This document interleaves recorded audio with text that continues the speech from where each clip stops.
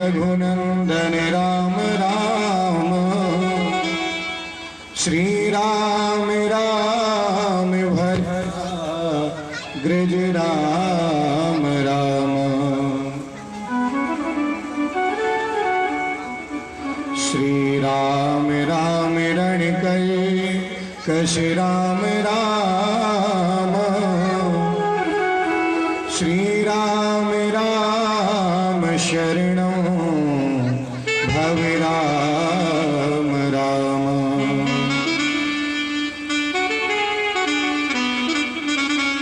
मनोजवं मारुततुल्यवेगं जितेन्द्रियं बुद्धिमतां वरिष्ठं, वातात्मजं वानरयूथमुख्यं,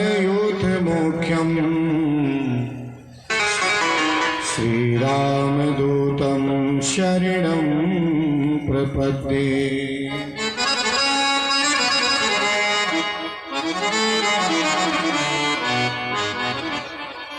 सच्चिदानन्दरूपाय विश्वोत्पत्त्यादिहेतवे, तापत्रय विनाशाय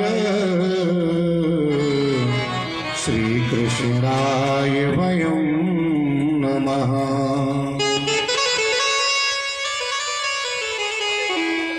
यं प्रव्रजन्तमनुपेतमपेतकृत्यं, द्वैपायनो विरहकातर्याजुहाव, पुत्रेति तन्मयतया तर्वोऽभिनेदु,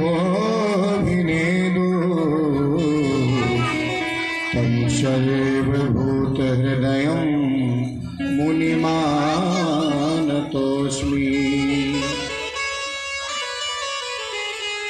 जय जय जय राधारमणे, जय जय नवल किशोर, जय गोपी चित चोर प्रभु, जय जय माखन चोर।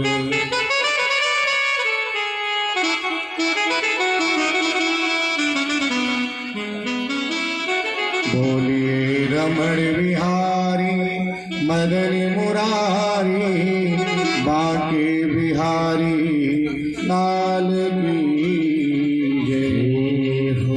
द्वारिकाधीश भगवान की जय हो। भागवत महापुराण की जय हो। नमः पार्वती पतये हर हर महादेव की जय। जय श्री राधे, जय जय श्री राधे, जय जय श्री राधे श्याम।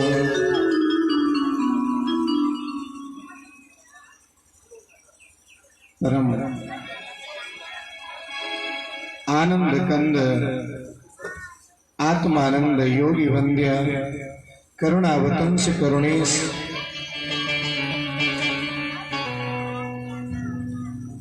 जग दुख हरता भगवान नारायण का वांग में दिव्यतम स्वरूप श्रीमद् भागवत महापुराण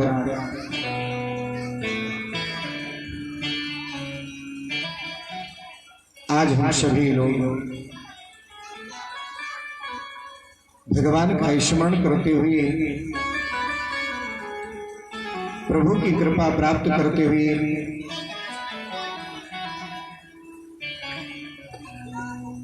आज इस गांव में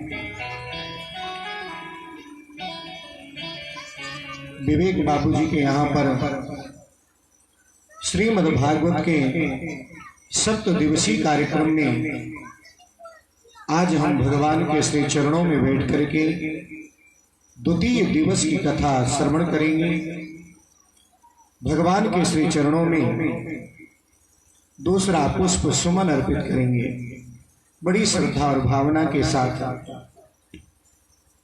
सुमन का अर्थ फूल होता है और सुमन का अर्थ सुंदर मन भी होता है। तो अपनी सुंदर मन को भी भगवान के श्री चरणों में समर्पित करेंगे। यहाँ पर उपस्थित मझौली ग्राम के संपूर्ण मेरी माताएं बहनें भाई लोग सभी का इस दिव्यतम श्रीमद् भागवत की कथा में स्वागत और अभिनंदन। और ईश्वर से प्रार्थना है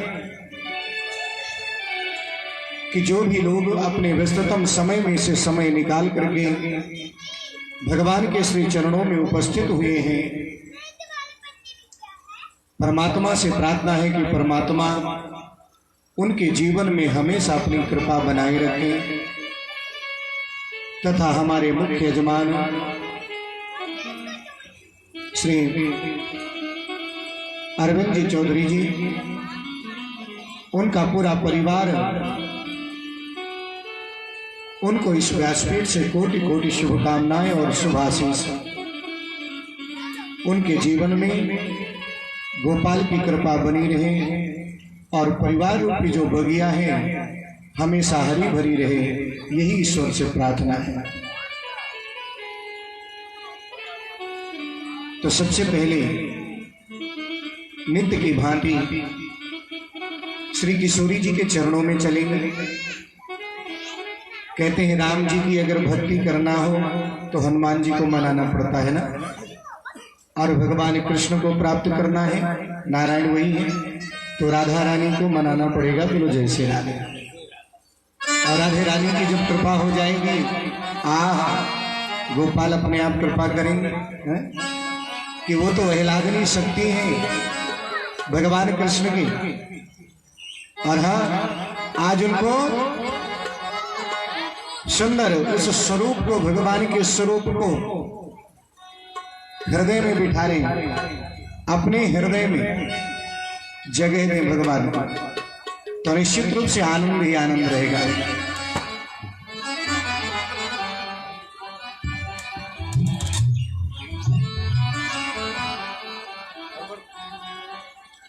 राधे मेरी स्वामिनी और मैं राधे को दास, जन्म जन्म मुहि दीजियो ब्रज वृंदावन वास। हे किशोरी जो है राधे रानी, हे अलबेली सरकार, तेरी कृपा हर व्यक्ति के जीवन में बनी रहे, यही प्रार्थना है, यही तुझसे निवेदन है। और हाँ, माँ भगवती राधा रानी का चिंतन करेंगे और चिंतन करते हुए ताली बजाते हुए राधा रानी की वंदना करेंगे। कल की वंदना तो थोड़ा थोड़ा याद हो गई होगी ना, जो कल किए थे शुरू में, वही वंदना रोज होगी। बोलिए वृंदावन बिहारी लाल की जय। हमारो धन राधा।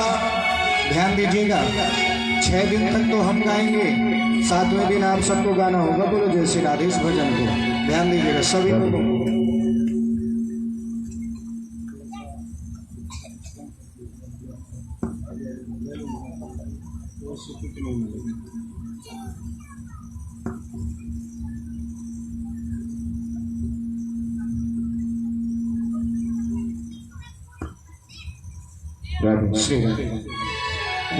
भाई लोगों को अगर उधर कुछ देखने में दिक्कत आती हो तो इधर सामने भी आके बैठ सकते हैं।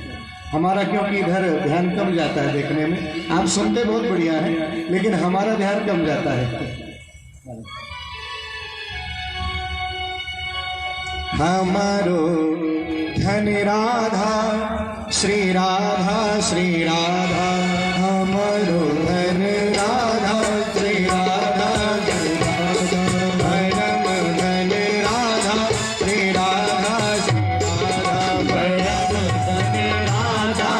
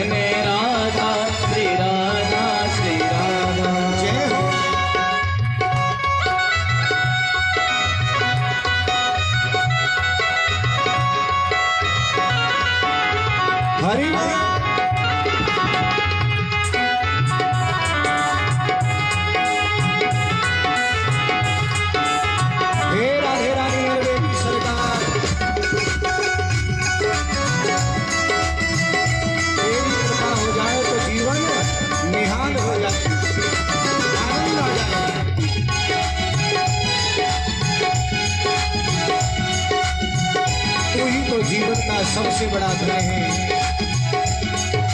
तेरी कृपा बनी रहे तो दुनिया की संपूर्ण संपत्ति मानो मेरे पास है। जीवन धन राधा राधा राधा राधा राधा, जीवन धन राधा राधा राधा राधा राधा, जीवन धन राधा राधा राधा राधा राधा, जीवन धन राधा राधा राधा राधा राधा, हमारो धन राधा श्री राधा श्री राधा, हमारो धन राधा श्री राधा श्री राधा, परम धन राधा श्री राधा श्री राधा, परम धन राधा श्री राधा श्री राधा। जय हो। ताली सभी लोग बजाएं। ये भगवान की कथा है। भगवान की कथा में कंजूसी नहीं। ताली बजाने में प्रेम से, भाव से।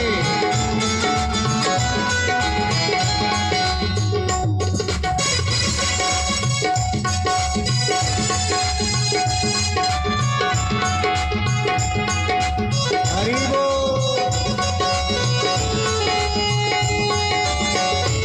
राधे।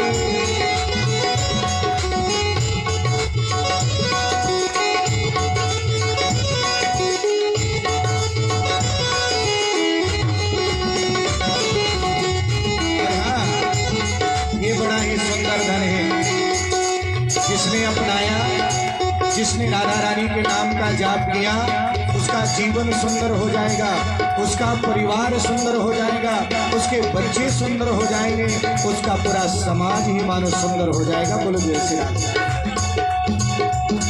सुंदर धन राधा राधा राधा राधा राधा, सुंदरी धन राधा राधा राधा राधा राधा, सुंदर धन राधा राधा राधा राधा राधा, सुंदर धन राधा राधा राधा राधा राधा, हमारो धन राधा श्री राधा श्री राधा, हमारो धन राधा श्री राधा श्री राधा, परम धन राधा श्री राधा श्री राधा, परम धन राधा श्री राधा श्री राधा, श्री राधा श्री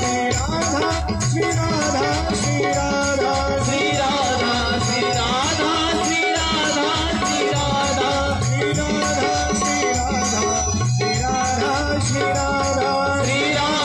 श्री राधा, श्री राधा श्री राधा श्री राधा श्री राधा, हमारो धन राधा श्री राधा श्री राधा, हमारो धन राधा श्री राधा श्री राधा, परम धन राधा श्री राधा श्री राधा, परम धन राधा श्री राधा श्री राधा, राधा श्री राधा श्री राधा, श्री राधा श्री राधा श्री राधा, श्री राधा श्री राधा श्री राधा, श्री राधा श्री राधा श्री राधा,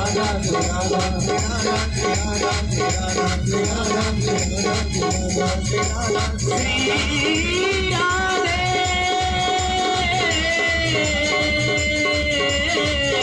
राधा श्री श्री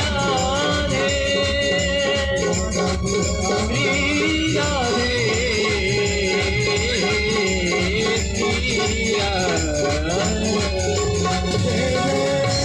श्री जय जय श्री राधे, जय जय श्री राधे श्याम। हाथ उठाने में कंजूसी मत करो। हाँ, भगवान के दरबार में हाथ उठा करके ही जयकारा लगाना चाहिए। अरे भगवान को शुक्रिया करो कि भगवान ने हमें बढ़िया सुंदर हाथों वाला बनाया। कितनी बड़ी कृपा की है। और फिर हम संकोच करते हैं हाथ उठाने में। आप हाथ उठाओगे, समर्पण भक्ति है। हाथ उठाने से आपकी बुरी रेखाएं दूर होंगी, अच्छी रेखाओं का निर्माण होगा आपके हाथों में। भगवान का जयकारा जब भी लगाओ दोनों हाथ उठा करके लगाना चाहिए। बोलो जय श्री राम। और हाँ, कल आप लोगों ने बड़े ही प्रेम से, बड़े सुंदर भाव से कथा सुनी। हमको बड़ा अच्छा लगा और इतना आनंद आया कि हम सोच रहे थे अभी और कथा करें, लेकिन सोचे समय ज्यादा हो गया, जाना भी चाहिए घर भी। जब अच्छे श्रोता मिलते हैं कथा कहने में तभी आनंद आता है और तभी मन कहता है कि अभी और कथा करते जाओ, और कथा। श्रोता जो होते हैं ना, वक्ता की ताकत होते हैं। सही बात। हमें फल में, दूध में उतनी ताकत नहीं मिलती जितनी ताकत बोलने में श्रोताओं के द्वारा मिलती है। बोलो जय श्री राम।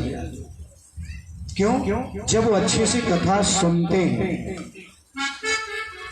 कोई डिस्टर्ब नहीं करता, बड़े प्रेम से, श्रद्धा से, तो मन कहता है कि और कितना अच्छा कहीं, कोशिश करके, और वैसे ही भाव बनता चला जाता है। कल आप लोगों ने महात्मा की कथा सुनी, बड़ा अच्छा लगा। और आज हम सभी लोग प्रथम स्कंध से प्रवेश करेंगे। महात्मा अलग है भागवत में, और महात्मा में के बाद जो है प्रथम स्कंध प्रारंभ होता है। तो आज हम सभी लोग प्रथम स्कंध में प्रवेश करेंगे और प्रथम स्कंध की कथा सुनेंगे। आज हम तृतीय स्कंध तक जाएंगे। श्री राम। और मुझे तो इस बात से सबसे ज्यादा खुशी होती है कि मैं भगवान राम की ससुराल में कथा सुना रहा हूं। बोलो जय श्री राम। हाँ, राम जी की ससुराल है, और राम जी की ससुराल में कथा सुनाएंगे तो राम जी ही कृष्ण हैं, कृष्ण ही राम है। कहते हैं ससुराल भैया सबको प्यारी होती है। प्यारी होती है कि नहीं? हाथ उठाओ, किसको नहीं प्यारी? सबको प्यारी। पत्नी ने देख लिया तो गड़बड़ हो जाएगा कि आपने उठा दिया, नहीं प्यारी, सबको प्यारी रहती है। तो कहते हैं भगवान राम की ससुराल में हम कथा सुना रहे हैं। माता जानकी की कृपा तो जरूर भी है, हाँ, क्योंकि उनका मायका है। दुनिया में सबसे प्यारा क्या होता है? बेटियों का अपना मायका सबसे प्यारा होता है। कुछ लोग बोलते हैं मायके को नहीं भूल रहे, क्यों भूल जाए? आप भूल जाओ, अपने घर को भूल जाओ। अरे उनका घर है जहां पैदा हुई है, बड़ी हुई है, कैसे भूलेंगी? वो तो याद बनी ही रहेगी। कोई नहीं भूल सकता। जिस आंगन में किलोल की है बेटी, खेली पड़ी है, उस आंगन को कैसे भूल सकती है? उस परिवार को कैसे भूल सकती है? कभी कोई उत्सव होता है परिवार में तो पति तो बेचारा भूल जाता है कि नहीं हमको जाना ही होगा। उसको तो केवल एक डेट ध्यान रहती है। पत्नी को तो हर क्षण प्रत्येक दिन गिनती है कि मेरे परिवार में कितने दिन बचे हैं उत्सव होने के। बोलो जय श्री राम। मेरे मायके में सारी तैयारियां कर लेती है। पति जब बोलता है कि जाना है वहां पर, बोले वो सब तैयारी होगी, आप चलने का सिर्फ देखो कब चलना है। तो हम तो माता जानकी के मायके में हैं और माता जानकी को प्रणाम करते हैं, क्योंकि ये धूल, ये जो कण कण है मिथिलांचल का, ये सब माँ भगवती जानकी जहाँ के कण कण में व्याप्त है। आप लोग बड़े सौभाग्यशाली हैं। कल हमारे पास जब ये पाग पहन करके ये फेसबुक में जाती है फोटो, तो फोटो गई नागपुर में कुछ भक्त हैं जो यही मिथिला के आसपास के रहने वाले हैं, वो शिष्य भी हैं हमारे। उनका फोन आया, बोले गुरुजी कोरोना बहुत बढ़ गया, नहीं तो हम तो जरूर पहुंचते आपकी कथा में वहां पर हैं? और बड़ा अच्छा लगता है जब पाग पहने, उनको अपनी जो संस्कृति है याद आ गई हमको देख कर। मैंने कहा चिंता मत करो, आपको रोज ये फोटो दिखाई देगी, बोलो जय श्री राम, पाग पहने हुए। हाँ, तो आज हम प्रथम स्कंध में प्रवेश करेंगे। प्रथम स्कंध में सबसे पहले वेद व्यास जी महाराज ने, बड़े ध्यान से सुनिएगा, प्रथम एक श्लोक लिखा और जिस श्लोक में मंगलाचरण किया। मंगलाचरण किसे कहते हैं? जैसे हम किसी कार्य की जब शुरुआत करते हैं तो उस कार्य की शुरुआत करने से पहले किसी न किसी देवता की वंदना करते हैं और वंदना स्तुति करने के बाद ही फिर उस कार्य में प्रवेश करते हैं। कोई अपने घर का गृह प्रवेश करता है, कोई अपनी बेटी का विवाह करता है, तो विवाह करने से पहले भी भगवान का पूजन करते हैं, कुल देवताओं की पूजा करते हैं, देवियों की पूजा करते हैं। तो ये जो आचरण है, इसी आचरण को ही हम मंगलाचरण कहते हैं।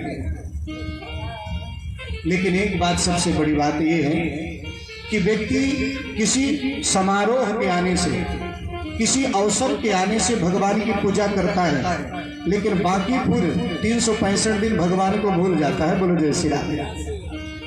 हम भोजन करेंगे, सारी क्रियाएं करेंगे, पैसा भी कमाएंगे, सब कुछ करेंगे, लेकिन 10 मिनट 5 मिनट हमारे पास समय ऐसा नहीं मिलता कि हम 5 मिनट बैठ करके सुंदर भगवान का स्मरण करें। बोलो जय श्री राम। ये सबसे दुखद बात है, ऐसा नहीं होना चाहिए। प्रत्येक दिन व्यक्ति को चाहे 5 मिनट ही सही मंगलमयी आचरण जरूर करना चाहिए। हमारे तो संत महात्मा कहते हैं कि आप जब सवेरे उठो तो बोले क्या करो? बोले सवेरे उठने के बाद सबसे पहले अपने हाथों को देखो। क्यों?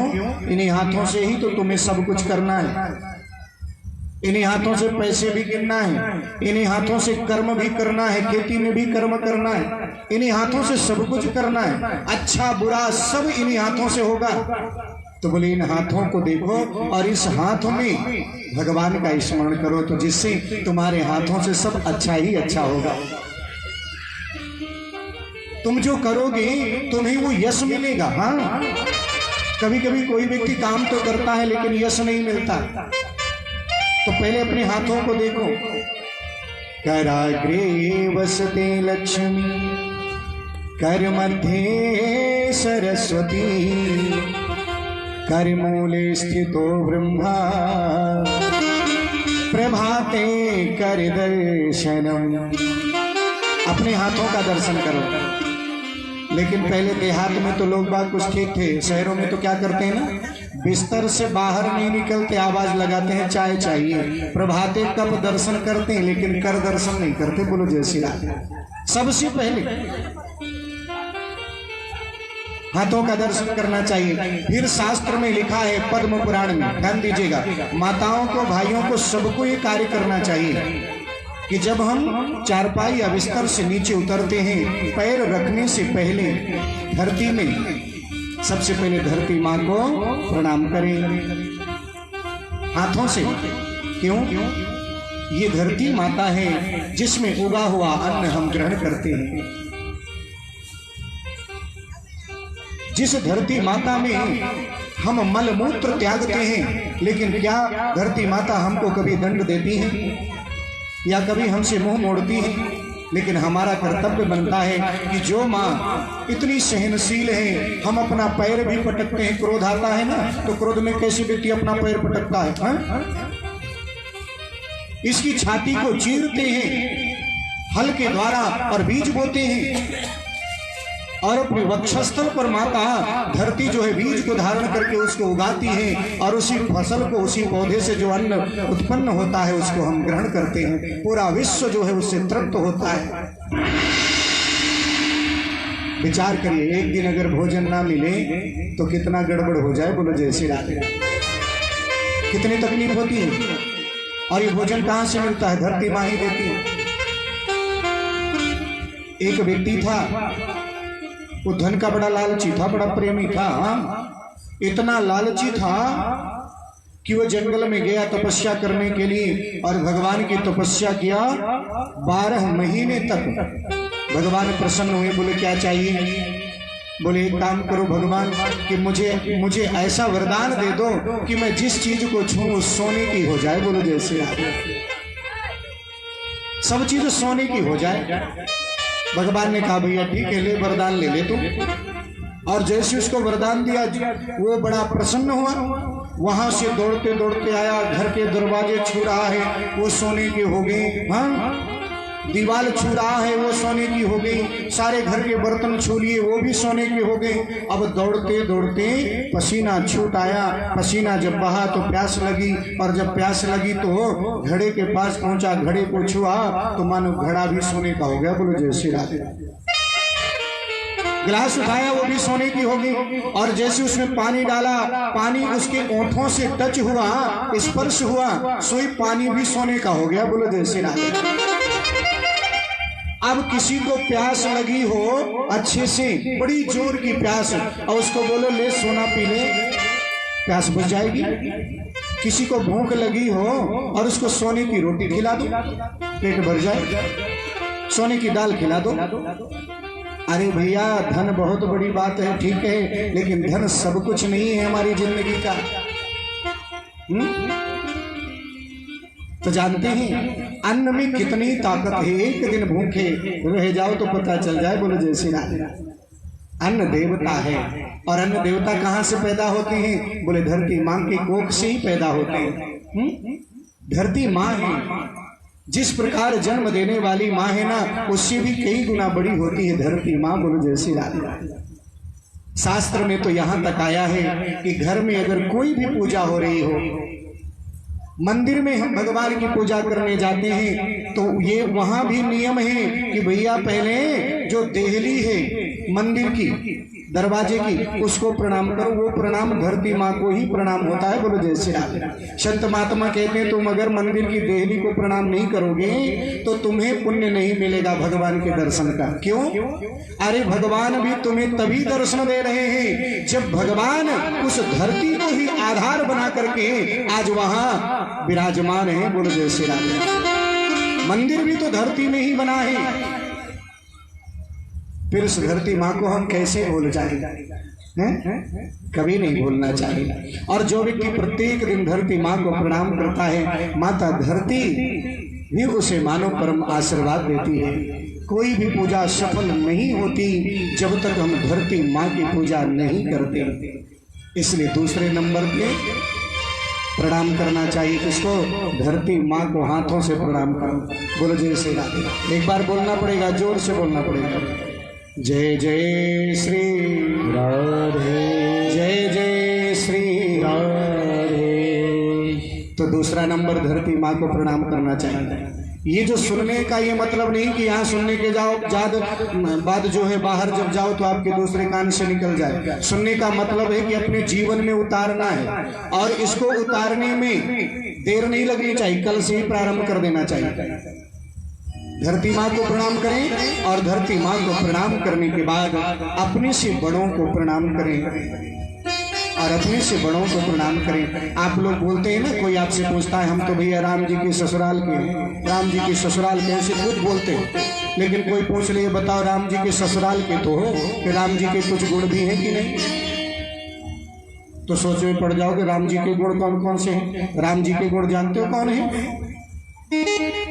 प्रातः काल उठी के रघुनाथा, प्रातः काल उठी के रघुनाथा, मात पिता गुरु नावही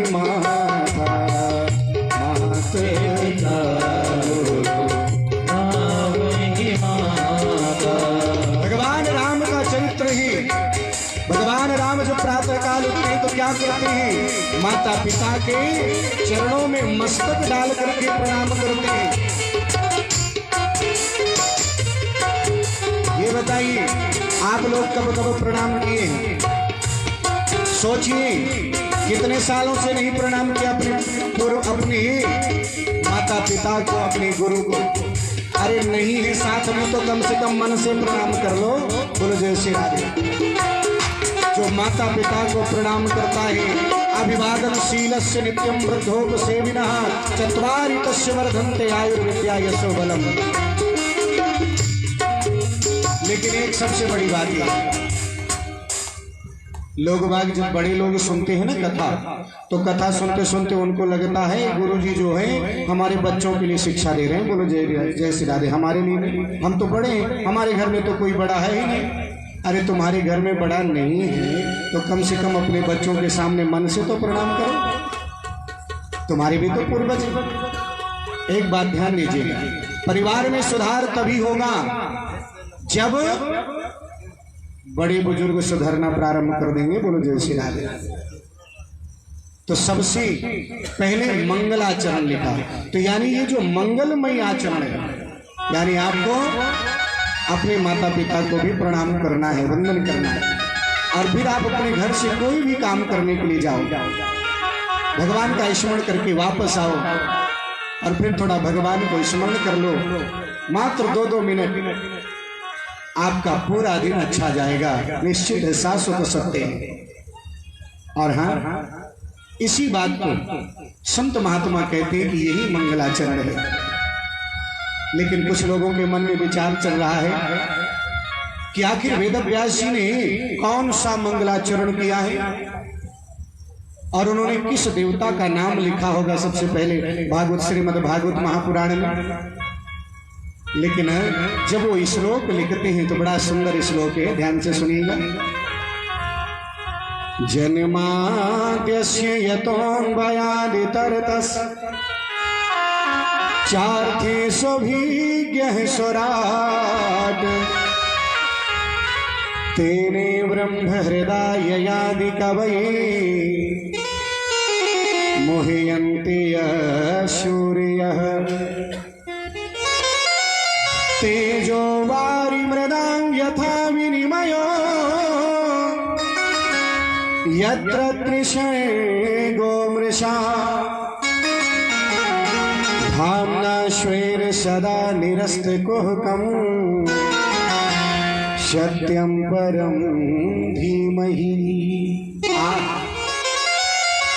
किसी देवता का नाम नहीं लिया, क्या कहा? बड़े ध्यान से सुनिएगा। जन्माद्य से, जो जन्म देता है। बोलो जय श्री राधे। जन्म पूरी दुनिया को जो बनाता है और बाद में पालन करता है, सारी व्यवस्था भी देता है, पालन करता है पूरी दुनिया का, और बाद में जब उसका जी भर जाता है तो पूरी दुनिया को प्रलय के रूप में नष्ट कर देता है। बोलो जय श्री राधे। जैसे एक बालक है, बालक मिट्टी के खिलौने बनाता है और मिट्टी के खिलौने बना के उनसे खूब खेलता है, और खेलने के बाद जब जी भर जाता है तो मिट्टी के खिलौनों को तोड़कर पुनः मिट्टी बना देता है। बोलो जय श्री राधे। यही लीला भगवान की है। हम सब लोग तो कठपुतली हैं, जैसे वो नचा रहा वैसे नाच रहा है, और जिसकी माया से बड़े बड़े देवता, ऋषि, मुनि, महात्मा भी मोहित हो जाते हैं।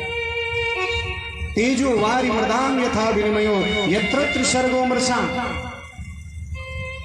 जैसे कोई एक प्यासा मृग है और उस प्यासे मृग को जेठ की जब दोपहर आती है, आप बाहर निकलेंगे तो समझ में आएगा। जेठ की दोपहर थोड़ी दूर देखो ना, ऐसा लगता है जो सूर्य की रश्मियों की जो झिलमिलाहट होती है ना, लगता है वहां पर जल है। और एक प्यासा मृग जल की प्यास को बुझाने के लिए, पानी की प्यास को बुझाने के लिए दौड़ लगाता है। झिलमिलाहट के पास पहुंचता है लेकिन वहां पानी नहीं मिलता। फिर वहां से और आगे दिखाई देता है पानी जैसा, फिर दौड़ता है और दौड़ते दौड़ते उसका प्राणांत हो जाता है, लेकिन पानी नहीं प्राप्त हो पाता। ऐसे ही संसार के जितने लोग हैं एक तृष्णाओं की पूर्ति के लिए, अपनी इच्छाओं की पूर्ति के लिए दौड़ते रहते हैं। और अंत में अंतिम समय आता है, चले जाते हैं। बोलो जय श्री राम। जो भगवान का नाम लेना चाहिए वो बिल्कुल नहीं ले पाते हैं? कामनाओं में ही दौड़ते रहते हैं। ऐसे जिनकी माया से पूरा ब्रह्मांड व्याप्त है और उस मायापति जो परम सत्य है, उस सत्यम परम धीमहि, उस सत्य स्वरूप परमात्मा की बोले में वंदना करता हूं। बोलो जय श्री राम। बड़ी सुंदर वंदना की। और जैसे दूसरा श्लोक लिखा, बड़े ध्यान से सुनिएगा। दूसरे श्लोक में मेरे आज वेद व्यास जी लिख रहे हैं कि धर्म है प्रोंझित कई तवोत्र परमो निर्मशराणाम शताम वेद्यो वास्तवमत्र वस्तु शिवदम तापत्रयोन्मूलनम् श्रीमद्भागवते महामुनिकृते किं मा परीरीश्वरः सद्यो हृद्यवरुध्यते त्रिकृतिभिः शुश्रूषुभिस्तक्षणात्। आहा, धर्मः प्रोंझित कई तवोत्र परमो। अगर हमने ये सोच लिया, कुछ लोगों के मन में भाव था ना, उस भाव का उत्तर दिया है मेरे वेद व्यास जी ने कि भाई मैंने सुंदर श्रीमद् भागवत की कथा लिख रहा हूं और इस श्रीमद् भागवत कथा का फल क्या है। तो बोली, अगर आप घर में भी बैठे हैं और घर में बैठे बैठे सोच लेते हैं कि आज मुझे भगवान की कथा सुनने जाना है, केवल इतना सोच लिया और तो उस सोचने मात्र से उस संकल्प सूत्र में बन करके भगवान आपके हृदय में निवास करने लगेंगे। बोलो जय श्री राम। और जब हृदय में वास कर लेंगे तो मानो कृपा तो जरूर होगी, लेकिन जो भगवान की कथा में आ जाता है तो मानो साक्षात ठाकुर जी की ही प्राप्ति हो जाती है। बोलो जय श्री राम। लेकिन कथा सुनने का महत्व, आनंद तभी आता है जब हम सामने पंडाल पे बैठते हैं। बोलो जय श्री राम। ऐसी ही श्रीमद् भागवत की कथा। किसी ने पूछा, बोले महाराज जी बड़ी प्यारी लगती है, बड़ी मीठी लगती है, इतनी मीठी क्यों है? तो किसी संत ने कहा, जानते हो इतनी मीठी श्रीमद् भागवत क्यों है? बोले क्यों है? आम यहाँ पर बहुत होते हैं और जो आम का फल होता है, अगर उस आम पक जाता है तो वैसे ही मीठा हो जाता है, लेकिन कुछ कुछ फल नहीं मीठा होता है, ये भी सत्य बात है। लेकिन कहते हैं अगर उस आम के पके हुए फल में चाहे थोड़ा कच्चा भी रहे, उस फल में अगर तोता मुख लगा दे तो फल मीठा ही रहेगा। बोलो जय श्री राम। अब ये आप सोच सकते हैं कि भैया जो तोता है वो मीठे फल में ही मुख लगा रहा होगा, ये जरूर सोच सकते हैं। लेकिन ये निश्चित है, कन्फर्म है कि जिसमें तोते का मुख लगा होगा मीठा जरूर होगा। हाँ, और इसमें किस तोते का मुख लगा है? मेरे महात्मा सुखदेव जी का मुख लगा है। बोलो जय श्री राम। और सुखदेव जी की जब मुख से निकली हुई है तो इसलिए इतनी प्यारी है, इतनी मीठी, इतनी सरल है, सहज है। निगम कल्पतरोर गलितम फलम शुक मुखादमृत द्रव संयुतम। वेद रूपी वृक्ष का पका हुआ फल ही मानो श्रीमद् भागवत है। तो बोले क्या करें इसका? बोले इसका पान करो। बोले फल तो खाया जाता है, पान थोड़ी किया जाता है। फल खाते हैं कि पीते हैं? बोले बताओ, आप केला पीते हैं? आम पीते हैं? हाँ, रस निकाल के जरूर पीते हो। कोई बोले सेव पी लो, तो बोले पिबत भागवतम, ये जो वेद रूपी वृक्ष का जो फल है इसको पी लो। अब भी याद फल खाया जाता है, पिया थोड़ी जाता। और चलो ठीक है, हम ये भी मान लेते हैं कि इस फल में रस ज्यादा है इसलिए पी लो, मतलब उसका रस निकाल के पी लो। लेकिन उसमें छिलका गुठली तो होगी, कहाँ फेंकें उसको? बोले नहीं नहीं, इसमें छिलका गुठली तो है ही नहीं, बिना छिलका गुठली का फल है। अमृत द्रव संयुतम, जिसमें अमृत रूपी द्रव ही भरा है, बाकी कुछ नहीं। छिलका गुठली को तो सोचे ही मत, ऐसा फल है। तो पी? बोले हाँ, पीने के लिए इसलिए बोल रहे हैं। बोले हमने तो सुना भागवत सुनी जाती है, आप पीने के लिए बोल रहे हो? बोले भागवत सुन करके अगर जाओगे तो एक कान से सुनोगे, दूसरे से निकल जाएगा। पीने का मतलब ये है कि उसको हृदयंगम करो, अपने हृदय में उतारो। अब यहां पर एक बात आती है, हृदय में उतारने की बात। हृदय को आजकल लोग बाग, जैसे हृदय को दिल भी बोलते हैं, हृदय में उतारना, दिल में उतारना। अगर आप भागवत को सुन करके मन में लोगे, दिमाग में लोगे, तो मन भी चंचल है, मन कहीं भी भटका, आपकी कथा वहीं की वहीं भटक गई। बोलो जय श्री राम। आपने कथा को दिमाग में लिया, ध्यान दीजिएगा, दिमाग में लिया तो दिमाग की बात भी भूल जाती है, लेकिन जिसने दिल में लिया, हृदय में लिया, वो बात कभी नहीं भूलती। बोलो जय श्री राम। बोलती है क्या? आप अपने पति देवता को किसी काम के लिए बोलिए, जाते जाते ये काम भी करते जाना, वो जब वापस आएंगे शायद उस काम को नहीं किया, और फिर आपने पूछ लिया आपने इस काम को क्यों नहीं किया? बोले पता नहीं, दिमाग से उतर गया। बोलो जय श्री राम। है तो दिमाग की जो दिमाग में जो बात होती है ना, वो कभी भी उतर सकती है, कभी भी भूल सकती है, लेकिन जो दिल में बात रहेगी, हृदय में बात रहेगी, वो कभी जो है आपसे दूर हो ही नहीं सकती। बोलो जय श्री राम। तो दिल में किसी रखना चाहिए, दिल में अच्छी बातों को रखना चाहिए, दिल में किसी रखना चाहिए, दिल में भगवान को रखना चाहिए, हृदय में भगवान को रखना चाहिए। और मन में किसको रखना चाहिए? दिमाग में किसको रखना चाहिए? बोले दिमाग में से दुनियादारी को रखना चाहिए। बोले जय श्री राधे, कभी भी भूल गए। हाँ, इस संसार की माया को दिमाग में रखो, लेकिन दिल में, हृदय में मेरे ठाकुर जी को, कृष्ण भगवान को रखो। निश्चित रूप से आपके जीवन से नहीं जाएंगे, और जब आपके जीवन से नहीं जाएंगे तो आपका कभी भी बुरा नहीं हो सकता। शाश्वत तो सत्य है। एक बार बोलना पड़ेगा जोर से, जय जय श्री राम। और जोर से बोलना पड़ेगा, जय जय राधे। तो ये बताइए, जो लोग आज से ठाकुर जी को हृदय में रखेंगे, दिल में रखेंगे, वो हाथ उठाएं। बोलो जय श्री राधे। पूरे लोग नहीं उठा रहे। दिल में रखोगे तो निश्चित रूप से कल्याण होगा। ये भागवत भी आपको हृदय में रखना चाहिए कि भागवत जो आज हमने सुनी है उसको हृदय में रखिए, हृदय में जगह दीजिए, आपको कभी नहीं भूलेंगे। पीने का मतलब यही है, जीवन में उतारिए, पूरे जीवन में, दिल में, हृदय में उतारिए। और जब हृदय से उतार लेंगे ना, तो कहीं ना कहीं आपको ध्यान होता ही रहेगा कि महाराज जी ने ये बताया था, हमें ऐसा करना चाहिए। श्रीमद् भागवत कथा बड़ी सुंदर है। आधा श्लोक भी अपने कान में पड़ जाए तो निश्चित रूप से कल्याण हो जाता है। बोलो जय श्री राधे।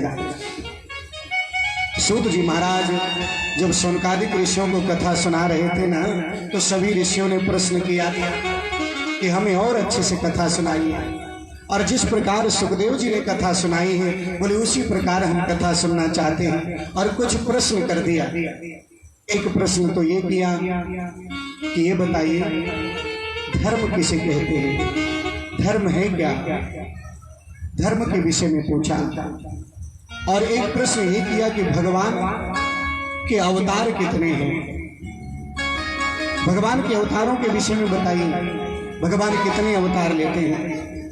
कुछ लोग कहते हैं 24 अवतार हैं, लेकिन कुछ लोग कहते नहीं, हरि अनंत हरि, हरि की कथा भी अनंत है, हरि के अवतार भी अनंत है। तो वास्तव में भगवान ने कितने अवतार लिए? एक बात ये भी बताइए कि भगवान अवतार क्यों लेते हैं। अब तो शास्त्र में तो लिखा है कि कहा गया, गीता में भी लिखा है, यदा यदा हि धर्मस्य ग्लानिर्भवति भारत। जब जब बोले धर्म का ह्रास होने लगता है, धर्म खत्म होने लगता है, तब तक भगवान धर्म की स्थापना के लिए अवतरित होते हैं। लेकिन भगवान जब धर्म की रक्षा के लिए अवतरित होते हैं और फिर वापस भगवान अपने धाम को जाते हैं, तो ये धर्म किसकी शरण में जाता है? ऐसे कुल 6 प्रश्न किए। एक प्रश्न ये भी किया कि बहुत से लोग ऐसे हैं जी, कोई बोलता है नहीं नहीं जो देवी माँ है ना वो सबसे बड़ी है, कोई बोलता है नहीं कृष्ण भगवान सबसे बड़े हैं, कुछ लोग बोलते हैं नहीं नहीं भैया बाबा भोलेनाथ सबसे बड़े हैं। तो बताओ सबसे श्रेष्ठ देवता कौन है? सबसे श्रेष्ठ देवता है कौन? और जैसे ये प्रश्न किए, बोले तुम्हारे हर प्रश्न का उत्तर मैं जरूर दूंगा, और इन्हीं प्रश्नों के आधार पर पूरी श्रीमद् भागवत की कथा है। लेकिन सबसे पहले मैं अपने परम पूज्य जो गुरुदेव हैं सुखदेव जी महाराज उनका चिंतन करूंगा। बोलो जय श्री राधे। ये कथा गर्गाचार्य जी की संहिता में विशेष आती है। और जिन गुरु सुखदेव जी ने सुंदर ये ज्ञान दिया है श्रीमद् भागवत कथा का, उन गुरु का भी हमें स्मरण करना चाहिए। अच्छा ये बता दीजिए, लोग दुनिया में गुरु क्यों बनाते हैं? मालूम है क्यों बनाते हैं? गुरु क्या करते हैं? गुरु मंत्र लेने से हमारा कौन सा काम सिद्ध होता है? अगर काम नहीं सिद्ध होता तो मानो बेकार में ले रहे। अगर काम सिद्ध होता है तो गुरु मंत्र का महत्व है। बोले गुरु मंत्र क्या करता है? गुरु क्या करते हैं? आपने बंदूक की गोली देखी? नहीं देखी होगी, अच्छी बात है। बंदूक की जो गोली होती है उसको जब बंदूक में भरी जाती है और फिर मारी जाती है तो बहुत तेजी से लगती है, व्यक्ति को मार देती है। लेकिन वही गोली अगर बंदूक में ना डाल करके हम सीधे किसी को मारते हैं तो किसी को मार सकती है क्या? किसी की जान ले सकती है क्या वो गोली? बिल्कुल नहीं ले सकती। ज्यादा से ज्यादा थोड़ा सा घाव कर देगी, चोट कर देगी, लेकिन किसी के प्राण नहीं ले सकती। शाश्वत सत्य बिना बंदूक के मारने। जो हम मंत्र का जाप करते हैं, कोई द्वादशाक्षर मंत्र का जाप करता है, कोई मां भगवती के मंत्र का जाप करता है, और जब तक वो बिना गुरु मंत्र लिए जाप करता है तो उसका मंत्र उसी प्रकार काम करता है जैसे हाथ में लेकर के वो किसी को गोली ऐसे मार रहा है। लेकिन जब वो गुरु मंत्र के रूप में ग्रहण करता है तो वो मंत्र इतना कारगर हो जाता है कि जैसे बंदूक में भर करके गोली का प्रभाव बढ़ जाता है, उसकी ताकत बढ़ जाती है, उसी प्रकार उस मंत्र में ताकत बढ़ जाती है जो हमारे जीवन को बहुत ही सुंदर निर्मल बना देती है। अब आजकल तो हैंडपंप हो गए, पहले लोग बाग कुएं से पानी निकालते थे। किससे? कुएं से। जब कुएं से पानी निकालते थे तो कुएं में 2 खंभे होते थे, ध्यान दीजिएगा, 2 खंभे होते हैं, और दोनों खंभों के बीच में एक लकड़ी डाली जाती थी और उसमें एक रिंग होती थी गोली सी। उसको क्या बोलते हैं यहाँ पर? पुल्ली बोलते हैं। तो वो जो रिंग होती है, अगर उस बिना रिंग के हम बाल्टी डालते हैं कुएं में, पानी निकालते हैं, तो भरी हुई बाल्टी हमारी नहीं आती ऊपर, पानी छलक जाता है, क्योंकि कुएं से वो टकराती है इधर-उधर, और पानी को निकालने में बड़ी ताकत लगती है।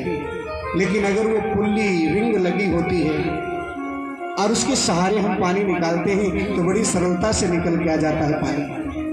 बोले उस पुल्ली का काम, उस रिंग का काम जो है गुरु करते हैं। बोलो जय श्री राधे। इसलिए संसार में कहा गया है कि गुरु बिन भवनिध तरई न कोई, जो बिरंच शंकर सम होई। चाहे वो ब्रह्मा के समान हो, चाहे वो शंकर जी के समान हो, जब तक वो गुरु मंत्र नहीं ग्रहण करता तब तक मानो उसको पूर्ण पुण्य फल नहीं प्राप्त होता। बोलो जय श्री राधे। पूर्ण पुण्य फल तभी प्राप्त होगा जब वो गुरु मंत्र धारण कर लेता है। किसी भी कथा सुनने का हमें तभी फल प्राप्त होता है जब हम गुरु मंत्र ग्रहण कर लेते हैं। और सबसे पहले कहीं भी कथा में जाओ, पूजा में जाओ, पूजा में बैठो तो अपने माता पिता और गुरु तीनों का स्मरण करना चाहिए। और यही काम आज सूत जी महाराज कर रहे हैं कि अपने गुरु का स्मरण कर रहे हैं। आज जानते हैं महात्मा सूत जी शौनकादिक ऋषियों से कहते हैं मैं अपने गुरु का स्मरण करना चाहता हूं,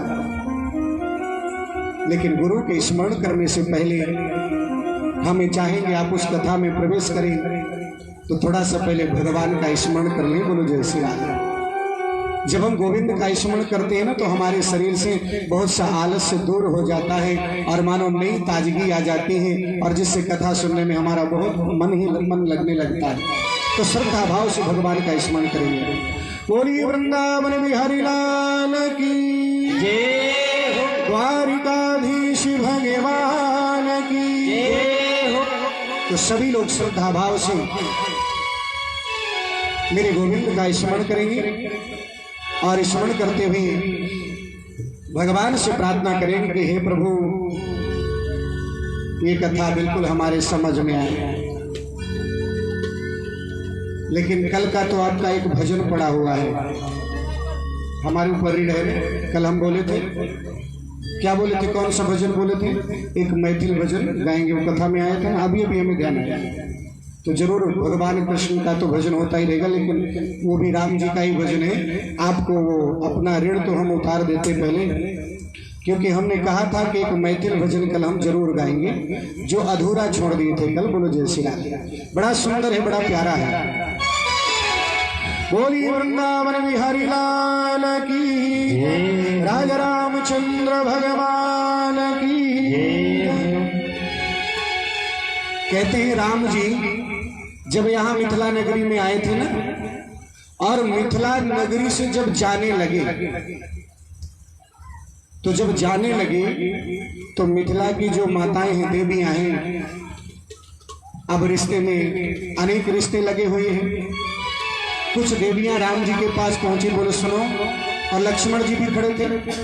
तो पहले लक्ष्मण जी से कहा एक काम करो, अपने राम जी से कह दो कुछ दिन यहाँ रुक जाएं।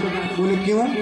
बोले यहाँ रुक जाएंगे ना तो उनका शरीर जो है थोड़ा मोटा हो जाएगा, ताजा अच्छे हो जाएंगे, हेल्थी हो जाएंगे, ताजा हो जाएगा शरीर, और इनके शरीर का हम कलर भी चेंज कर देंगे। बोलो जय श्री राम। क्यों? बोले ससुराल में रहेंगे तो हर क्षण प्रसन्न रहेंगे। बोलो जय श्री राम। कुछ लोग बोलते हैं ससुराल में बड़ा स्वागत होता है। एक व्यक्ति ससुराल गया था, 2-3 दिन बड़ा आओ भगत हुआ, भैया ससुराल को नमक नहीं खिलाते, बोले मीठा मीठा खिला, आजकल खिलाओ तो शुगर हो जाता है। तो मानो मीठा ही मीठा खिलाते हैं। इतना स्वागत किया, इतना स्वागत किया कि जब वो वापस आने लगा तो नाचने लगा और गाने लगा कि ससुराल सुख की सार। बोलो जय श्री राम। सुख का खजाना है। तो ऐसी जो मिथिला की नारियां हैं, लक्ष्मण जी से बोली एक काम करो, अपने भैया से बोल दो यहीं पर रह जाएं, इनको हम करिया से गोरा कर देंगे। बोलो जय श्री राम। और ये बड़े सुंदर लगने लगे। लक्ष्मण जी ने कहा आपके पास क्या दवा है? बोले हमारे पास बहुत बड़ी दवा है, हम आपको बताएंगे ना कौन सी दवा इनको लगाएंगे। और मानो बोलने लगती है, बड़े सुंदर भाव, और उस भाव का ही भजन है। जरा आप सभी लोग सुनेंगे, श्रवण करेंगे, जिसको हम एक लाइन कल बोले थे, ऐसे ध्यान आया था, ये था कि कल बोलेंगे ए पहुनाई मिथिले रहोना। पहुना जो दामाद हैं, अतिथि हैं, उनके लिए ए पहुनाई मिथिले रहोना, ए पहुनाई मिथिले रहोना, ए पहुनाई मिथिले रहोना, ए पहुनाई मिथिले रहोना। जौने सुख बा ससुरारी में, जौने सुख बा ससुरारी में, जौने सुख बा ससुरारी में, जौने सुख बा ससुरारी में, तौने सुख बकहोना, ए पहुना मिथिले रहोना, ए पहुना मिथिले रहोना। जय हो हरि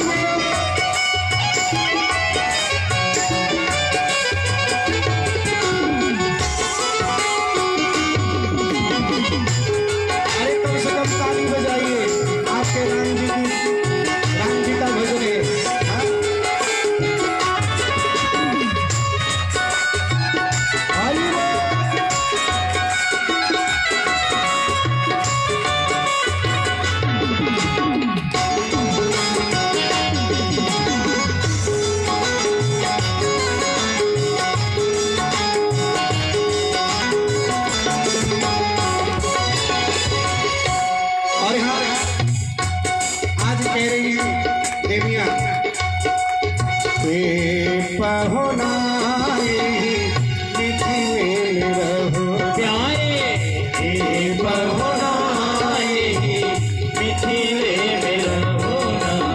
रोज सवेरे उबटन मल के इतर से नहवाइब रोज सवेरे गोरे हो गए मल के इतर से नहलाइब। हाँ, रोज सवेरे उबटन मल के इतर से नहवाइब रोज सवेरे इतर मल के इतर से नहलाइब।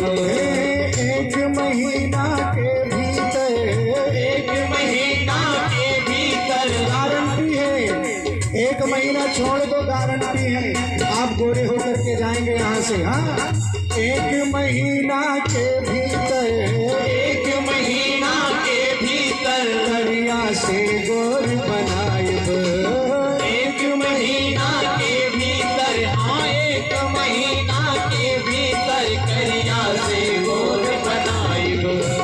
झूठ कहत ना पानी तनिको झूठ कहत ना पानी तनिको मौका एगो देहुना ए पहुनाई मिथिला में रहोना ए पहुनाई मिथिला में रहोना।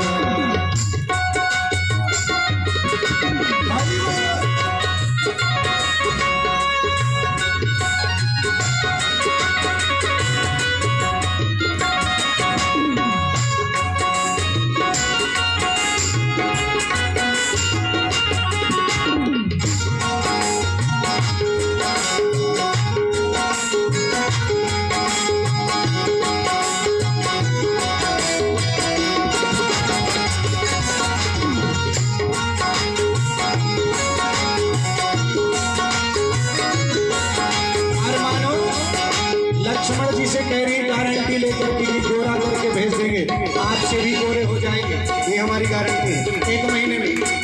तुम बोले ये तो बात ठीक है गोरा कर दोगे, लेकिन ताकतवर कैसे बनाओगे? वहाँ भी तो भोजन की व्यवस्था है, आपके यहाँ भी भोजन है।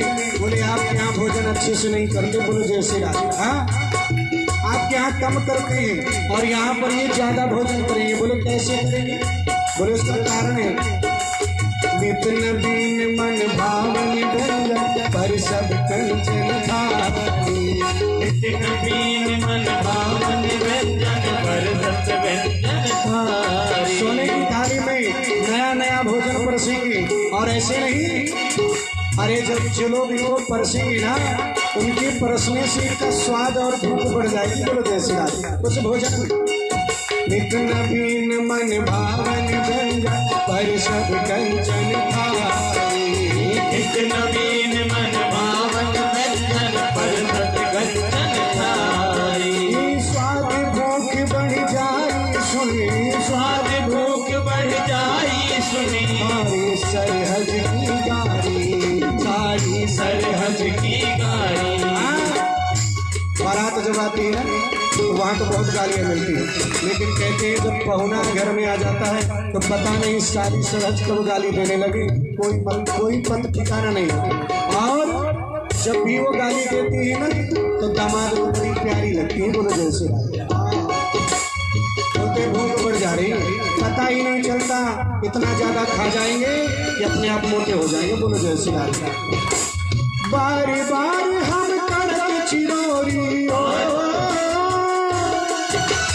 बार बार हम कड़क चिरोरी और कछुई ले होना ए पहुनाई मिथिले में रहोना ए पहुनाई मिथिले में रहोना। ए पहुनाई मिथिले में रहोना। ये हो प्रेम से ताली बजाइए जोर से।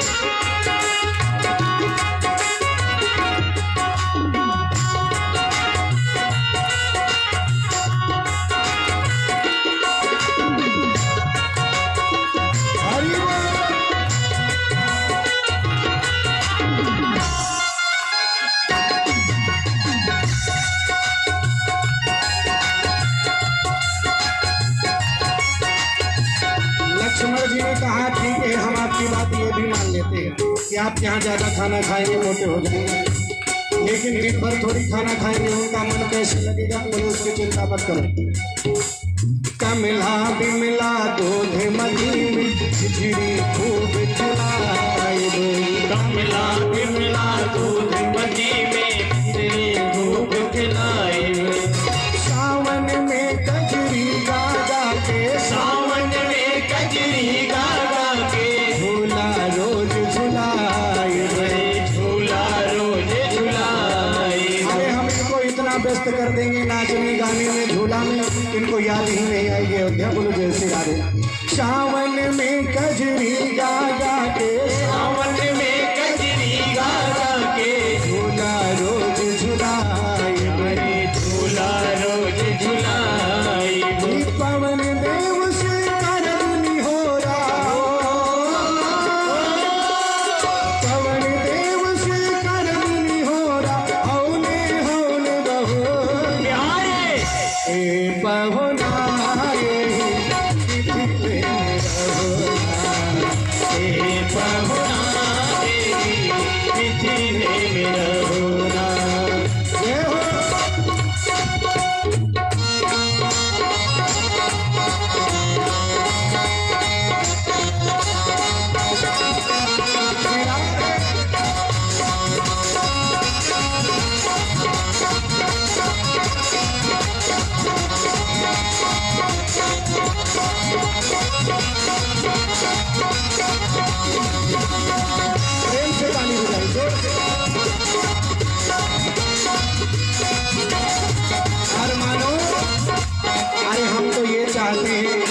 लक्ष्मण जी के अपने भैया से कह दो ये हमेशा यही रह जाए। हमरे निहोरा रघुनंदन से माने या ना माने, हमरे निहोरा रघुनंदन से माने या ना माने। आप राम जी को कृष्ण जी को बुलाना चाहते हैं ना, दोनों ही कहें बुलाना चाहते तो हाथ जोड़ के निहोरा करो, बोलो जय। भगवान से कहो कि आपको रहना है, कथा के बाद भी यहीं पर ऐसी कृपा बरसाए रहना है।